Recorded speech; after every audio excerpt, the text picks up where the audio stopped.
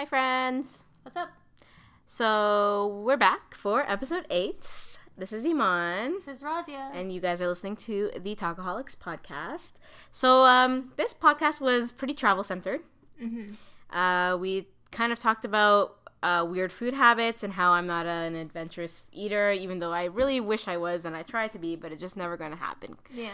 And I get into a little bit about our travel experiences. I've been to I'm not sure if I really did talk about it in detail in the previous episodes, but I did go to Portugal, and Iman has mentioned her previous several travels and trips to Europe, so we give our little... I'm well traveled. Look at her. I'm kidding.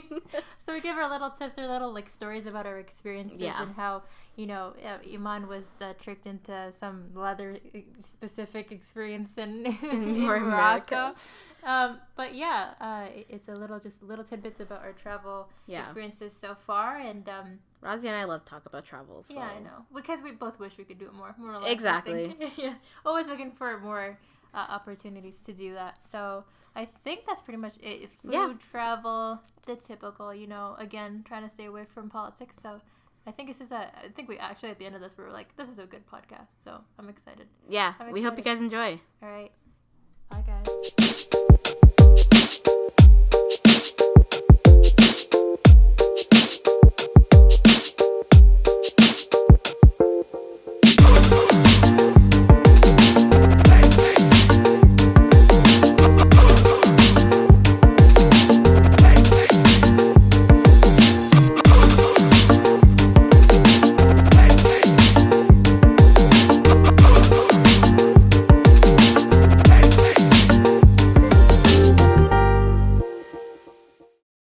I want to be an adventurous eater. I feel like my soul is adventurous. My mind is not. My mind's like, that's nasty. Don't eat it. No, but honestly, like I was some things. It's like some of the most basic things that people eat that I won't eat. Yeah. Like I was telling Raazia, I don't like chicken wings. Yeah, you don't like chicken wings. This is interesting. Like people go out for wings. I'm like, nope. Because it's like junk food. It's like junk food of the meats. Variety. It just doesn't make sense to me. If I want to eat chicken, I go for the breast because like. Even though the breast can be dry, like, I'm still getting a nice big piece of chicken. Like, there's no chicken on the wings. It's just some skin and bone. Yeah. That's literally what it is. And people are enjoying that. I'm like, no thanks. Yeah. No, I'm trying to think in what cuisine or what area I'm really picky about. Like, I like Asian food, but when it comes to, like, I've been to a few Chinese restaurants. I'm picky there. Like, I don't like tom yum soup. I'm not always. I don't know what that is. It's like it's a really spicy, watery soup. It's not thick, and it has usually just a bunch of seafood in it and vegetables. But it's that flavor. It's like I like lemongrass soup, but it's not like that. Like tom yum, I feel like it's a step above. Like it just has. I don't know. It's not for me. I like thicker soups. But even like the funny thing is, me to my friends, I'm such an adventurous eater. But me to my family, no. Really? Because I won't eat a lot of, even things within, like, the Sri Lankan cuisine. I'm like, ugh, like, not my favorite. I'll eat it because everyone is, but I'm like, not, So, that's the thing. That's the dynamic. At home, everyone's like, oh, Raazia, let's not order because Raazia going to say something. So, yeah. Wow. Yeah. So, but yeah. That's me. Yeah. In my entire life. And with everybody. Like, my friends, they all were like, oh, we want to go for sushi. I'm just like. Yeah. So I get both worlds, ironically, but anyways, it's okay. I refuse to eat. I'm getting used to it. I know now how to order pizza for you. Listen. I feel like no, I'm actually not roasted. I'm trying not to sound really sarcastic right now, but I'm actually learning what your tastes honestly, are. I'm fine with. You know what? If you're gonna put toppings, I'm honestly fine with you putting whatever toppings you want on pizza, as long as you won't judge me for taking them off. Yeah, no. I'm more than happy to. I'm more than happy. I'll give you my toppings and I'll eat the pizza. More than happy. It's great. Yeah, I know a lot of people who don't like olives, for example. I hate olives. I fucking love olives. I'll eat any, but take that stuff off your. The only veggies I'll put on my pizza are like green peppers, some tomato here and there. I don't even like tomatoes, but like on pizza, it's okay. And that's the one thing I won't have I'll have on a burger. But that's pretty much it. I won't have a tomato slice. I think it's mushy, like that gross, like. Yeah, but I wouldn't. I feel texture. like. Ugh.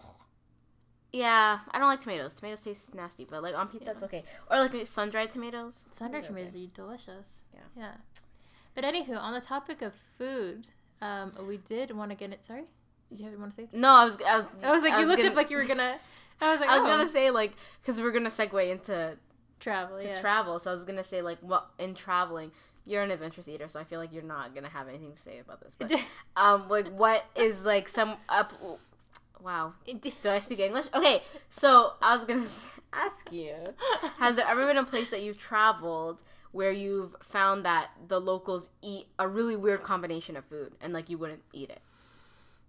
I'm trying to think. Well, in Japan, they kind of like their foods, especially their desserts, are very much like if there's a new trend of ingredients or something, they'll apply it to everything that they eat.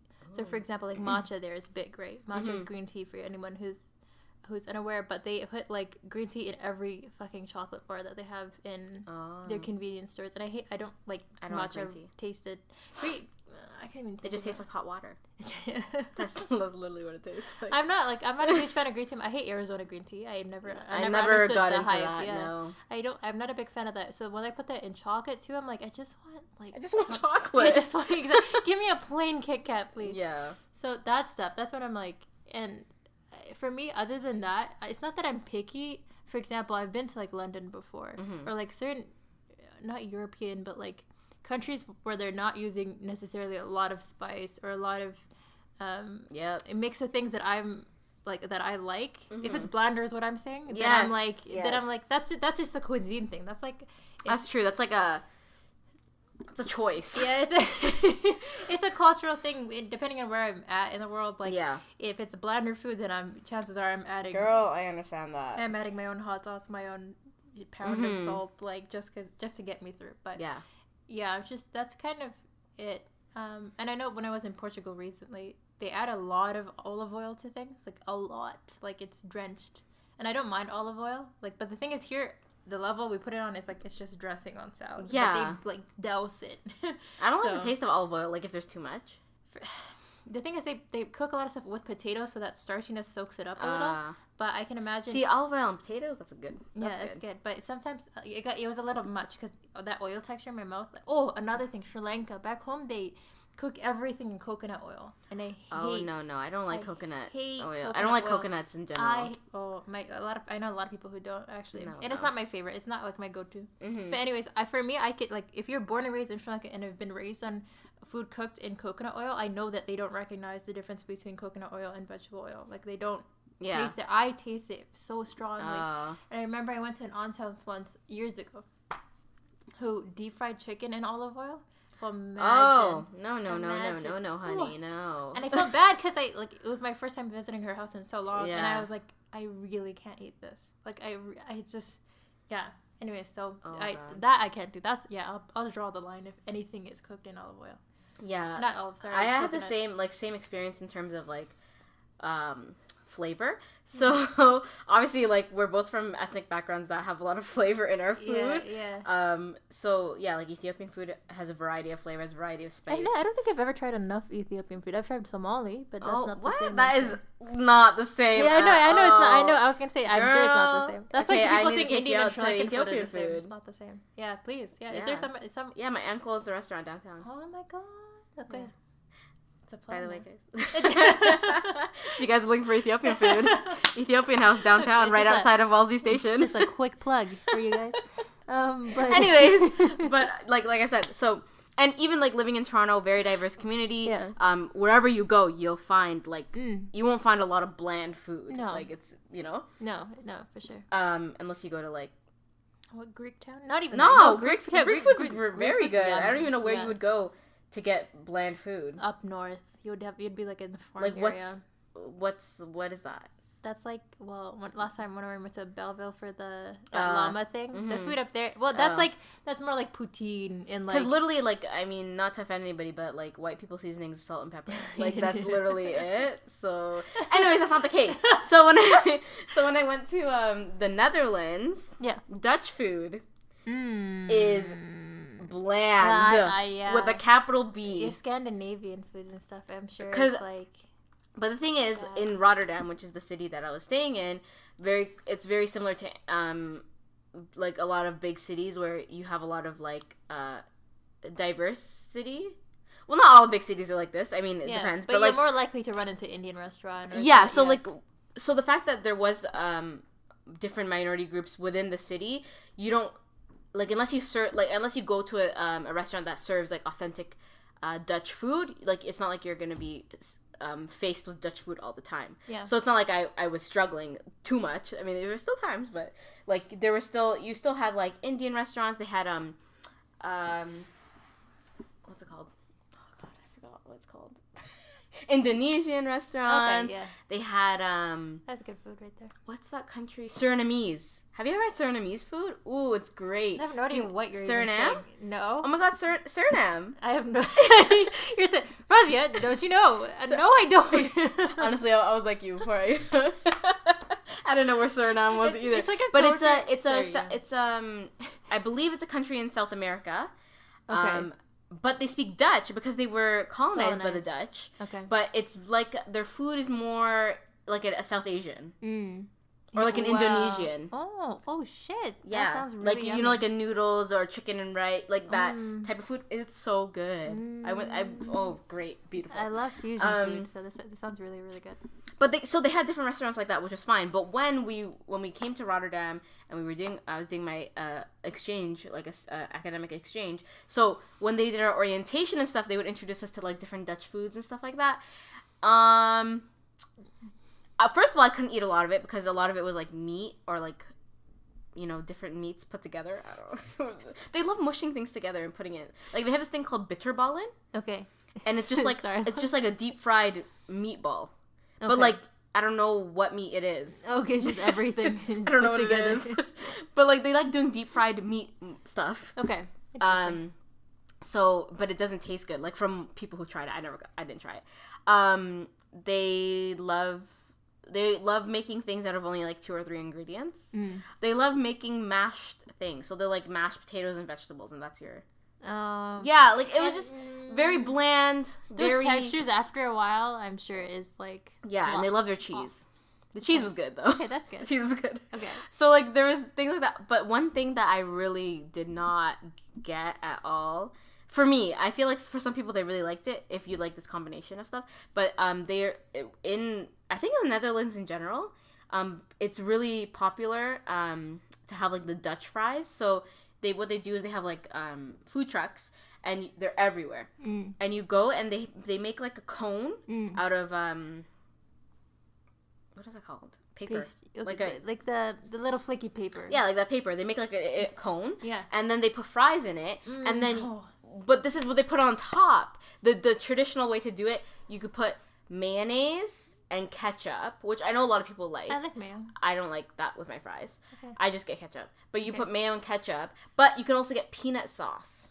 Interesting. Like that, but that's very Thai. And like, yeah, that's the thing. Yeah. You can get peanut sauce on your fries. And it's very, very popular. I was like shook. Ooh, okay. That was one thing that was kind of like, that's interesting. Yeah, that is interesting. Right, that was like, this just reminded me because like I assume like when I went to a movie theater in Japan, like I just assume like movie theaters always just have buttered popcorn. Like why wouldn't they? No, movie theaters in different countries are so interesting. So Japan, their thing is caramel popcorn, which I'm so against. Like I don't like it. In Rotterdam, it was salt. Yeah, it's salted popcorn. Popcorn. It's the default, and I'm always like, why? Why? It wasn't good. It was so So I'm not a big fan. That was another interesting difference to see. Like we're so used to like this North American movie theater experience. Yeah. In the Netherlands, it was so different. Yeah. In the Netherlands, like some of these movie theaters, like some movie theaters, like really like big movie theaters, they kind of looked similar, but. A lot of the smaller movie theaters, they were like, first of all, very small, or their like dining experience was completely different. Like you could have a seat, have a glass of wine, you know, before your movie starts. You can take it with you into the movie. Very different. It was like very classic, like very chic. Sometimes, and I was like, this is so different. Like going to the movies is going to the movies, you know. Yeah, it's interesting. Like okay, so for me, since we're just still on the topic of food, and we'll just wrap it up really quickly before going into more travel specific things. But for me, like the transition, so I went to Portugal recently, and I don't know if we probably mentioned it a few times in the podcast. I don't know if I went to detail. But basically, when I went there for just a week's time, it was so refreshing. Like, I was so surprised by two things. One, it's a lot like Sri Lanka, which is where I'm from, in terms of, like, because it's surrounded by water, the heat there, like, the heat and, like, the humidity, everything just felt a lot like back home, which I've never felt before. And the food is all seafood, of course, because it's bordered by water. But the seafood there, if you're, like, typically if you're European, like we kind of just mentioned, you don't use a lot of spices. And so they did kind of use salt, pepper, and a lot of olive oil. But because I guess how fresh the fish is, it's literally off the coast. Yeah. Like, that's what overwhelms your taste buds of, like, this is just, like, good, fresh fish for you, man. And I was, like, in love and really didn't miss brown food by any means. But the thing is, too, the other thing that surprised me about Portugal is the diversity there. Like, the actual, there's a lot of Muslims there, surprisingly, for me. Well, this is my ignorance. But, like, a lot of, like, halal, like, on the one strip of, like, street that we were staying at, down the street, there was at least, like, 6 or 7 halal restaurants within our vicinity. You stayed in Lisbon, right? Yeah. And they were mainly Turkish, like, they were limited in cuisine in that they were mainly Turkish and Indian, but, like, a huge surprise for me that in that vicinity I could find that much. But you also have to think of the roots of Portugal, because historically, Portugal, before it was Portugal, was a part of the Ottoman Empire. Yeah.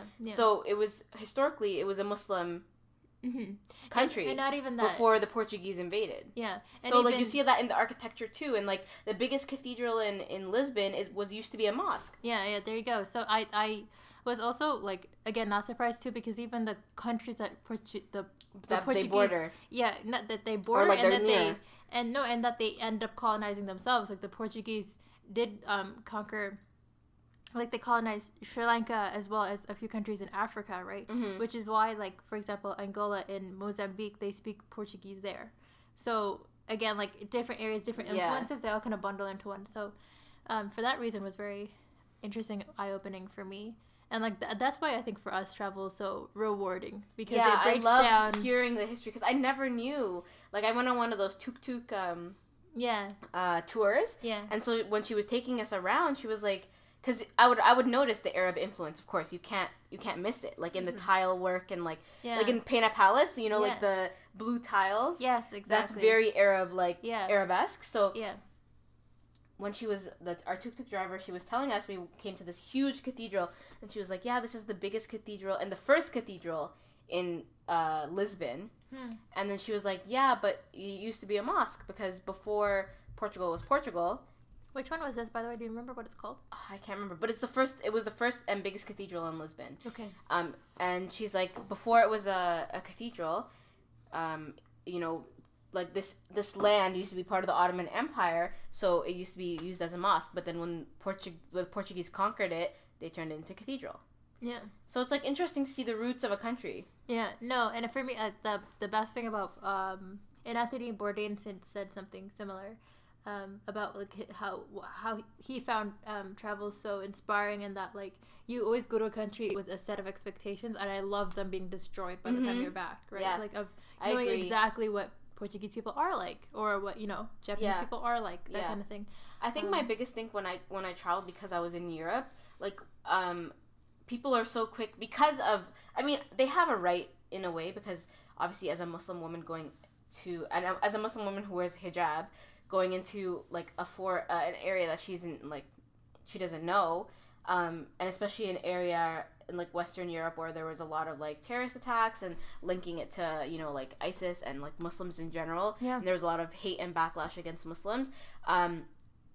The whole idea of Europe was, like, people were like, okay, like, but be careful while you're there, you know, be aware and all this stuff. But then you forget that there are Muslims living in those areas. Yeah. So many Muslims, and the way the media portrays it, they think that, like, everybody's, like, you know, non-Muslim, everybody's gonna hate you if they see you. But you go out on the streets and they're living their daily lives, and you kind of forget that. So it was nice for me to go and experience that, because I don't like having that ignorance, you know what I mean? With how you forget that you get affected by media too. We think that we're so, like, no, I was gonna say, you know, awake, and we're aware of the presence media has in our lives, that we think we critique it enough that we don't have our own ignorance. Yeah. But no, I think like, I think it's 1,000%, because, like, we almost, like, have ingested, like, I think because we live in a Trump era of like the travel bans and stuff, and a very specific eye on Muslims and the different attacks that have been happening around the world. That paranoia has worked exactly, more or less. But the funny thing is, again, when you land there, wherever it is, I find the thing I'm constantly reminded of is almost everyone I've met, especially on the streets, like taxi drivers, anybody. They're the most hospitable people, like you can imagine. They're there to make sure that you're. They can obviously spot out that you're tourist right away. Yeah, so they're there to make sure that your time here, however short or long, is spent well. Like they don't. So I mean, yeah. I felt like for some reason there was like this expectation, regardless of like how entitled you are to feel, you know, the fear of like being judged or being attacked or whatever because of, you know, your religion, because of whatever is going on in the world. I felt like I had this expectation that on site people were gonna hate me because of what was going on. Yeah. And you know, like I know I would always like counter myself, like, no, that's dumb, you shouldn't think that way, but that paranoia was still there.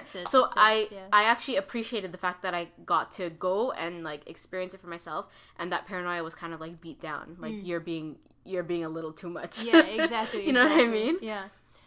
One thing I did want to talk about, since we've both traveled a little bit for our little tiny little lives, but I did want to talk about some travel tips that you might have, since, you know, like lessons learned from having traveled. What works for you? Always plan in advance. Yeah.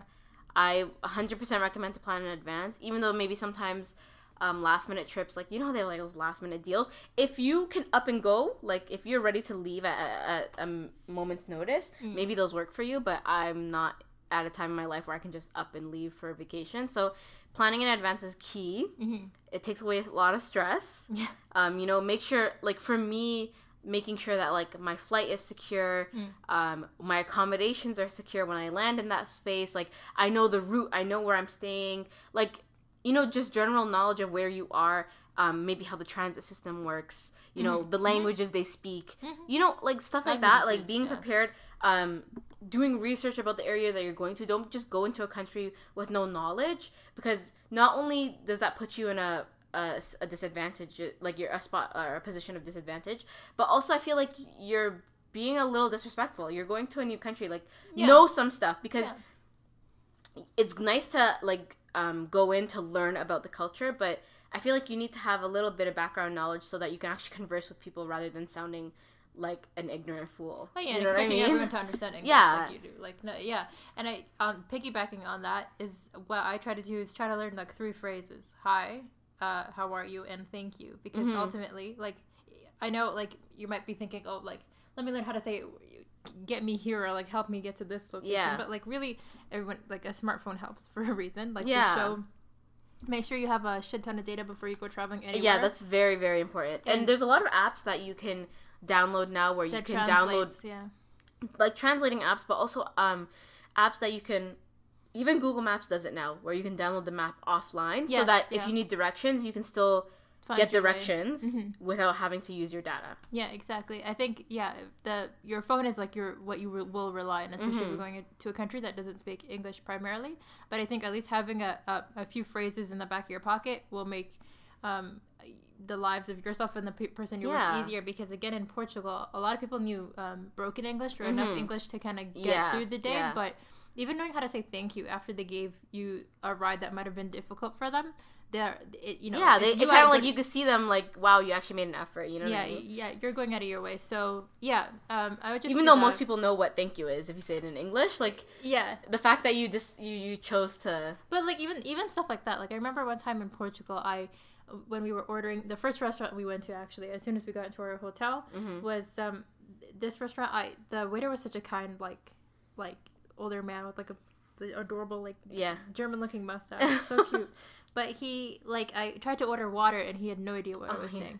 Like, he did not know what the word water meant. Did I tell you the story? Yeah, you did. So my dad eventually knew that the word agua was water in Spanish. Yeah. And luckily it was the word in Portuguese too. As well, So he's like, oh. And so together we like learned something, but at the same time, like, again, I did the ignorant thing of thinking, what do you mean you don't know what water is? Exactly. So stuff like that, right? But So on top of what we've already said, for me, planning in advance is huge. And I know that, like, for those who do have the, time or chance to travel spontaneously, I think just being smart about making sure that you do have, where your hotel's address is if anything goes wrong. Like, you do have your accommodation set and ready.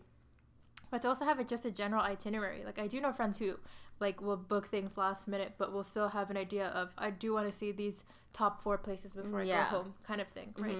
So, make sure that you're making the best use of your time, your money, and ensuring that, like, I think I've told you this before, of, like, whenever I travel, I have the default mindset of, I'm never going to be able to get to this place anywhere. Like, this is, like, the first and last time I'm visiting this place. Because it's just, that way I make the most of my time. Yeah, there, exactly, right? exactly. And especially, like, big travel trips like Japan, I really don't know when I'm going back, or if I will have the chance. So, for that reason, I always then end up having a more robust itinerary of, like, look, we have a week, 2 weeks, whatever, and I need this. Let's get that. Yeah, exactly. I like having that too, like a basic framework of what you want to do. Yeah. And even if, say, for example, you have one thing that you really, really want to see in one day, and then you use the rest of the day to kind of explore, I think that's fine. As long as you can plan it out, like, that, like, that's what I did when I was in Marrakesh. So, like, say, for example, one day we were like, okay, because we wanted to see this, like, the Ben Yusuf Madrasa. Have you ever heard of it? So it's this Islamic school that used to exist in the 17th century. So it's still, the building is still there. They've, like, maintained it, but it's no longer a school. It's just, like, a tourist attraction now. But we were, like, where we were staying in a hostel in Marrakesh, in the souks. Oh, okay. Yeah, so, like, we were, like, deep in the souks. Like, to get to our hostel, you have to, like, weave your way through souks and, like, find... And we had to, like, learn that early on. Okay. So finding directions to anywhere was very difficult because obviously the easiest way for them to direct us was through landmarks. Right. But if you're not a local, it's really hard for you to pick up on landmarks, right? Yeah. So even though we had directions, we got lost, and we knew that it would take us time to find the Ben Yusuf Madrasa. So we made it eventually, but, like, on our way there, we went through so much. Like, one point we got picked up by some local, and, like, obviously you have to be careful, but when you're talking to like locals, especially because we were all women, so you have to be careful, you don't know what's going on. Exactly. This man came up to us, but he was telling us, and the only reason we followed him was because we already knew that this was going on. So there was, like, I think it's, like, one Friday a month or something, the locals from, like, they're called the Berber Mountains, which is I believe the native population of Morocco, where they're from Berber or something like that. Okay. And that's even the native language too. But they come down from the mountains to Marrakesh, and they have a kind of like a, I don't know what to call it. It kind of looks like the souks. Like, they have like a sales. Okay. Like a but bazaar. They come like a bazaar. There we go. That's the word I was talking about. But they come down and they, like, make leather and all these, like, different like knickknacks and stuff like that. They make it, like, by themselves and they sell it. So he was like, oh, they're down. They're only here for today. I can show you to them. And we were like, okay, sure. But we went through this entire, like, for sure it was a scam. Like, 100% I knew by the end of it, it was kind of a scam. Like, it was a way for them to just get money from tourists. I understood that. But we learned a lot on the way. So he took us, he was like, okay, follow me. So we're walking with him. He handed us off to another man who took us through, this is so funny. Who took us through, like, the process of leather making. Now, if you are any sort of animal activist, you don't want to do this because leather obviously is made from animal skin. Yeah. So we didn't see, like, any dead animals, but, like, they had, like, the skin stretched and, like, cleaned, and so it smelled so bad. Yeah. But they give you mint leaves. They give you, well, you don't see the blood. It was already, like, washed and stuff like that. Okay. But they give you mint leaves to smell because the smell is horrible. Yeah. But they show you the process, which was interesting, but it kind of was like, oh, so, like, they I didn't sign up for this. I didn't sign up for this. They stretch, and we're, like, in our outfits, because, when you travel, you want to look cute, Exactly. You're taking pictures. You're trying to take pictures, you're trying to look good, so we're in our outfits, and we're going through this, like, mud, like, trenched, leather farm. Yeah. So they like stretch it and they show how they get the color. Like they use different powders or whatever to make the leather a certain color, and then they have to use bird poop. Because like the acidity in the bird poop is what it makes the texture the way it is. It was really interesting to learn. Not the greatest it smells, place, I'm sure was but it was definitely interesting. So then they took us through the leather process, and then he handed us off to a new dude who took us to the leather store. Oh, look at that! So this is the product that's been made, and then they keep us in the store, telling us about all this stuff. So we buy stuff, and then they handed us to another dude who talks to us about homemade remedies, like from the Berber people. So like he has all these things like for colds and for this and for that. So then we spend a little bit of time there, and then you buy stuff maybe, and then after that they took us back to the original dude who took us to our taxi because we wanted to get to the Jardin Majorel, like the Yves Saint Laurent. He bought it. Okay, I know. It's like a huge garden. It's beautiful. I'm sure you've seen it before. Pictures? Okay. Yeah. So we wanted to get there, so he took us to our taxi, and then when he took us to our taxi, that's when he asked for money. He was like, "So, you gonna pay me?" Yeah. We're like, "What?" Yeah, you're like, I didn't. Yeah, they're smart. Look at them. They're smart for real. Yeah. But yeah, so basically, what I'm trying to say, the whole point of that whole story was, yes, make sure you have some sort of plan, but don't be afraid to explore within that. Walk around, get lost. Yeah, exactly. As long as you can find your way back. Yeah. It's fine. Actually, you never know what you're gonna stumble upon. Because even the restaurant that I just mentioned, that we just went to, the first one when we first landed, was because the first taxi driver, he was so kind. When he drove us from the airport to our hotel, saw the restaurant on the way, and he's like, "Oh, you guys are staying here? You have to go there to eat." And I was like, "Oh, okay." And it was literally 2 seconds from where I was staying, so I was like, I remembered it and knew how to walk to it. And then we went there. So a lot of the stuff, even spots, a lot of the spots actually that I had learned from, heard about only when I got there. Yeah. Because taxi drivers were like, "Oh, you're gonna go to this area. Definitely haven't talk you seen to this?" people. And I was like, I don't know what it is. And then they show you, and then you're like, "Oh, okay, cool. I will actually." Yeah, I would. That's another thing I recommend. Definitely talk to the locals if you have the ability to talk to the locals. Yeah. Obviously, there might be a language barrier at times, but if you're staying in a hotel, a lot of the times some staff will speak, English if it's a country that doesn't have English as a majority language. So talk to people. People love to tell you where they're from. They love to tell you the history, especially if they're locals, if they grew up there, you know what I mean? Exactly. They love to talk about it. Yeah, especially if they're immigrants. Another big thing about Portugal too, a lot of immigrants live there. It's a huge, big surprise for me again. But they'll go into the backstory of why they're in Portugal in the first place and how they grew up and who their kids are. It's great to talk to people. And another thing is walk. Yeah. Walk as much as you can. I understand sometimes if you have a specific destination that you need to get to and it's far, sure, you take an Uber, taxi, whatever. But walk as much as you can.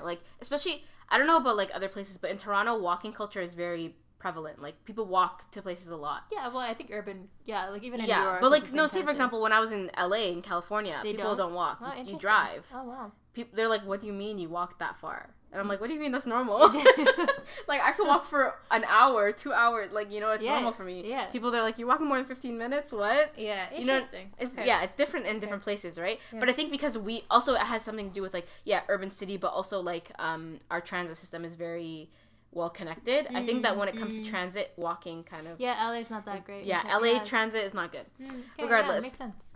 So walk, because you never know what you're gonna see when you're walking. Exactly. Yeah, be the type of person who when we no, actually not even just Portugal, everywhere we went especially bakeries. If I see something in a window, ice cream or something, first person to walk in. You're traveling. You're there for only so long. If you see something that you want to try, and again. Back to food, but you're not going to try authentic whatever that place's food ever again, then walk in, try something. Especially if it's in the local area, chances are it's not that expensive and it's fresh. Yeah, and keep an open mind. Yum. Yeah, exactly. So what I was going to say is too, in I guess a Muslim specific perspective when it comes to traveling, you might be concerned if you're not going to a Muslim country about halal options. Oh, no, research. There's halal options everywhere you go. Actually, yeah, exactly. I was in Split, Croatia, okay, and I found halal options. I found a mosque in Split, Croatia. Exactly. You never know where there's Muslims. There's Muslims everywhere. Yeah, exactly. Yeah, and you'd be surprised. Even when I was in Japan, they have a huge mosque there. First of all, the mosque there is unlike the ones in Toronto. Gorgeous, stunning. And it's a Turkish mosque because they have a huge surprising Turkish community. Oh, wow, I never knew that. Yeah. Oh my god, I'll show you pictures actually. But it was like I was floored because they have a lot of Turkish Muslims and a lot of converts. So yeah, it's a very different split. Like especially the crowd there when you walk in, you're like just a little. Yeah. You're like, what's happening? And they had like I remember a bazaar at the back of the mosque where they're just selling kebabs and stuff. You know, Turkish food. Yeah. And I was like, this is just the strangest thing. Like I'm in Japan and like the first few meals I'm having is Turkish food. What am I doing? It's definitely it's interesting to see the intersectionalities. It's great. But yeah, I mean, there's Google Maps for a reason. Like search it up. Halal options in and around, especially your hotel area or the specific tourist spots you're going to, and do the due diligence too. And I do this specifically because especially if I'm traveling with my parents, I have to be conscious of how far things are from each other. So if like do the due diligence of seeing, okay, I know they want to go to these spots, but what really is the travel time and what's the closest restaurant if in case we get hungry, like, you know what I'm saying? Like, just last minute things, put the time differences together. It takes 2 seconds. Like we've all, you know what I just realized? Did you take your parents with you to Pena Palace? Yes. Yeah, that's what How did they do that? So how did for me, I was like struggling, girl. Here's the thing, and someone else asked me this too. The thing is that my parents, they're like older now, so they kind of, for those who don't know, so Pena Palace is kind of on the top of a hill, and it's really not long, a hill, it's a mountain. Yeah, it's a long trip. You have to drive there and then walk. Like you have to walk uphill for a very, very long time to reach the top. Yeah, it's a trek. So I mean, it's not like we didn't take breaks, but what I told someone else who asked about this is that my parents, mashallah, are great when it comes to like physical activity like this, so long as they're distracted. Because like the thing in Pena Palace, there's so much around. Did you go through the conservatory, like of the plants? Did I? It's at the bottom, like it's like on the way to Pena. You can go through if you want. You don't have to. I don't think I. Oh yeah. There's like a garden thing. Like So of course. Oh my god, it's so stunning. It's like there's like thousands of different types of plant species in the whole. Yes. Yeah. It's really nice. Stunning, beautiful. Like I'm a sucker for gardens, even though it's like I'm not like a huge tree hugger by any means, but I love I love gardens. Anyways, but for that, no, I took enough breaks for them. We brought a lot of water and stuff. Yeah. But my parents are so, and I learned this about my mom too, like as long as they're distracted and there's a lot going around them, then they're not like, the thing is like the walks became real when it was like at nighttime. Because like you can't really see much, and we're walking at like say. And Lisbon loves hills. Yeah, everything's uphill. Everything's uphill, guys. If you're not bringing your sneakers, they're uphill. Everything's uphill. Bad experience. And it's not like a little slope. No, it's a hill. It's steep. It's a hill, and it's like cobblestone, so it's slippery. It's not just slippery. It's not good for your feet, your soles, because like the ground's uneven. So by the end of the day, you feel it. You feel like the different patterns. Yeah. Like the different pressure. The locals, like you, I'm sure they have no calves. Like I'm sure they're born with no calves at all because they're trained. They're well trained. I'm just trying to show you the picture of that mosque. This is from Japan. Here, that's in Japan. Oh wow. Like, that's so beautiful. See it, like the Turkish design. Wow. Like, look, that's calligraphy for the chandelier. Do you see that? Yeah. Do you see that? Everyone who's like listening via the podcast has no idea, but I can see if I can put this in the video. But like, yeah, do you see that? It's pretty nuts, right? That's beautiful. I have more pictures. So like that bottom section is the guys, right? And then you know how the women's is almost always a balcony of some sort? So it's a small little bracket of a balcony, but that's how it looks like. And then this is the back area of where all the barbecue, like grilled stuff is happening. So a lot of hummus and stuff, and I was like shocked, like what's happening? So. But yeah. Oh yeah, another thing is like speaking of pictures and stuff, document.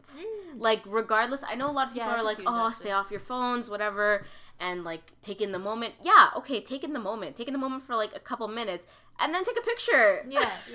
Because you know what, your memory's fading, my friend. Yeah. I have such a bad memory. Yeah, not even that. Like what I find, I always have to force myself to do after traveling. I forget the places I visited. Yes, so, like the names of them, right? Yeah. Seriously, guys, document. Like when I was on exchange, bring a journal. I was on exchange, and people like when I told people I was going, some people laughed at me. But like when I started my YouTube channel when I went on exchange. Not that I keep up. I haven't posted on that for a year. But the only reason why I started it was because I knew that I was going to forget certain things about my exchange, and I didn't want that to happen, so I started doing vlogs while I was, traveling.